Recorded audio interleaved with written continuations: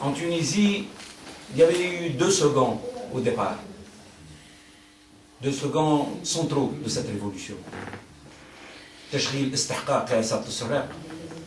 Le travail est un droit.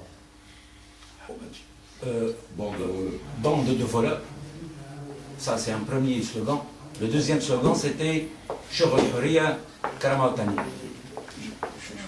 travail, liberté, dignité.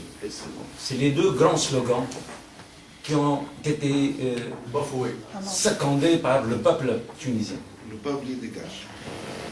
Ces deux slogans ont leur histoire. Le premier a été un peu levé dans les meetings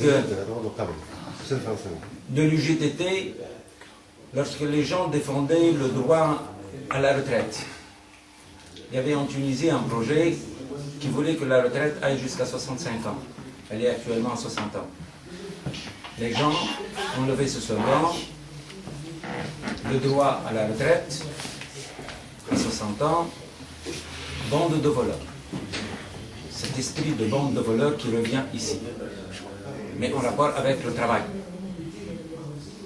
Puis quant au deuxième slogan, c'est un slogan qui appartient à deux partis politiques, le corpuscule parti de la gauche tunisienne. Le parti POCT, parti des ouvriers communistes tunisiens, qui avait son slogan Khobz, Hurriya, Karama Wataniya, pain, liberté et dignité. Et puis les corpuscules patriotes démocrates, dont le slogan est Ard Hurriya, Karama Wataniya, terre, liberté, dignité. Deux slogans qui, à l'occasion de cette révolution, ont été mélangés ensemble. Ils ont trouvé ce qui est commun entre eux, liberté et la dignité, et auquel on a ajouté ce qui rassemble les gens, le travail, de cette demande de travail. Et on exclut ce qui est un peu créé cette différence entre ces deux grands courants de la gauche tunisienne, l'Amal Tounsi ou Sha'la, qui sont nés à la suite du mouvement Perspective. Et ces deux slogans, à eux seuls, expriment la présence de ces militants qui appartiennent à ces deux courants politiques de la gauche tunisienne. Militants qui existaient bien entendu sous la couverture de syndicats, parce qu'en Tunisie, toute activité politique était bannie, était interdite, seule l'activité syndicale était permise. C'est ce qui explique aussi que toutes les manifestations, que ce soit à Gasserine, Tel ou Sidi Bouzid, là où vous voulez, à Tunis, ici même, ou à Sfax, tous ont eu leur point de départ les locaux du GTT, que ce soit les locaux régionaux ou locaux. Et c'est ce qui est en contradiction avec ce qu'affirment les officiels actuels ou antérieurs de cette Tunisie post-Ben Ali, qui prétendent que c'est une révolution qui a été spontanée et qui n'a pas de leader.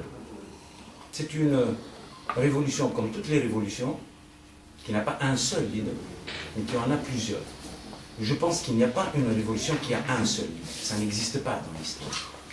Un mouvement populaire aussi vaste que ce qu'on a vécu, nous, ce qu'ont vécu les Russes, ou les Français, ou les Américains, ou les Iraniens, que j'en sais encore, ne peut pas être contrôlé par un homme ou par un seul parti politique. C'est impossible.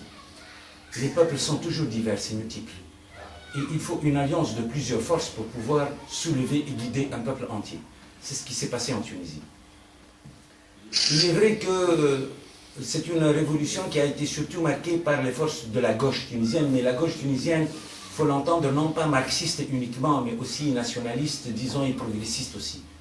C'est une gauche très large, très ouverte, qui ont eu l'habitude, au cours du temps, de s'opposer ensemble à ce parti et à ce régime dictatorial, que ce soit celui de Bourguiba ou celui de Ben Ali. Et c'est cette gauche qu'on veut maintenant exclure.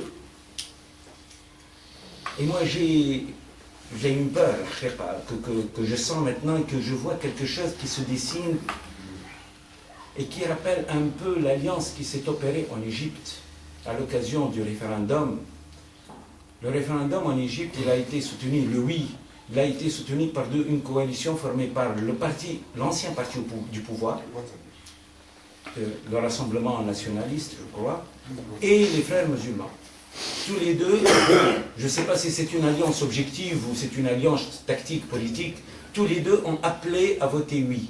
Et maintenant, ce qu'on voit se dessiner en Tunisie, une alliance pas encore très bien dessinée, pas encore très bien définie, mais qui se dessine petit à petit et qui me fait peur, c'est une alliance entre ces courants islamistes, ou une partie du courant, des courants, parce qu'il n'y a pas encore un seul parti islamiste, il y en a plusieurs maintenant.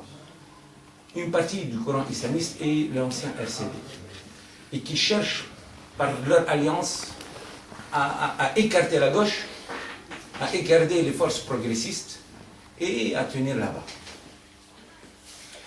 Et c'est dans cette crainte qu'on évolue, et c'est contre ces forces-là qu'on doit lutter maintenant. Aujourd'hui, on était dans la municipalité de Manouba, dans les locaux de la municipalité. Nous avions en projet la construction, l'édification d'un conseil local de la défense de la Révolution, ici à Manouba. Ça fait déjà, disons, un mois qu'on travaille dessus, et ça fait un mois qu'on s'oppose à cette alliance de ce qui prétendent être des indépendants. Maintenant, c'est un peu le slogan. La révolution a été faite par des jeunes, les partis politiques ont été absents, ce sont les indépendants qui ont fait la révolution, et donc c'est aux indépendants de prendre le pouvoir, en quelque sorte. Et qui sont ces indépendants? Derrière ce discours, apparemment très joli, hein, contre les partis politiques, on essaye un peu de, la rengaine de Bourguiba, théorique, on essaye de les éliminer, de les écarter. Mais qui sont ces indépendants, en fait? Ce sont les anciens RCDistes qui n'ont plus de parti et qui se présentent comme étant des indépendants. À cela s'ajoutent des islamistes de Hizb Tahrir.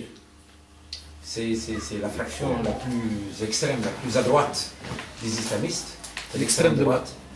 C'est des gens qui ne reconnaissent pas la démocratie, qui ne reconnaissent pas l'État moderne, qui veulent instaurer le califat, etc. etc.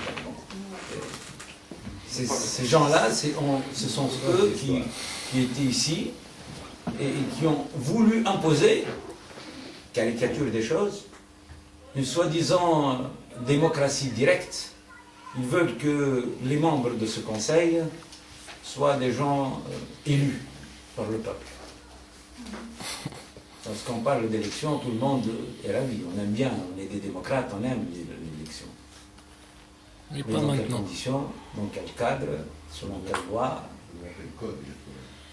selon quel code, qui peut participer à cette élection, qui a le droit de se présenter, qui doit être exclu, etc., etc. Tout ça, on essaye de les masquer, on essaye de les écarter, et on lève le slogan, la démocratie, c'est l'élection, et on veut passer en force. Et ces gens-là, ils veulent passer en force parce qu'ils savent que, bien entendu, ici, on est encore faible politiquement. Populairement, on n'est pas très présent. D'ailleurs, Manouba n'a pas, il faut le dire, n'a pas participé activement dans la révolution. Il a été parmi les régions qui étaient les plus silencieuses, disons, en Tunisie. Populaire. Ah. Oui, mais les partis politiques et les gens ici du GTT aussi, on n'a pas été très actifs, il faut le dire. On a participé peut-être par des militants. La proximité de la Manouba à Tunis. Individuellement. On a toujours été appelé par la place Mohamed Ali à Tunis, donc chaque fois qu'il y a un appel au rassemblement, tout le monde passe pour le rassemblement qui se fait à Tunis. Mais ici, à Manouba, c'est un peu la banlieue, quoi. Ça continue, même dans la politique, on continue à être la banlieue. L'activité, c'est à Tunis, et le dodo, c'est historique, la Manouba a été le citadin de Bey. La résidence de Bey. Voilà, alors il y a une noblesse à la Manouba qui est toujours proche de l'État. Ouais, le Marseille, du Maroc, c'est la même chose. Et alors,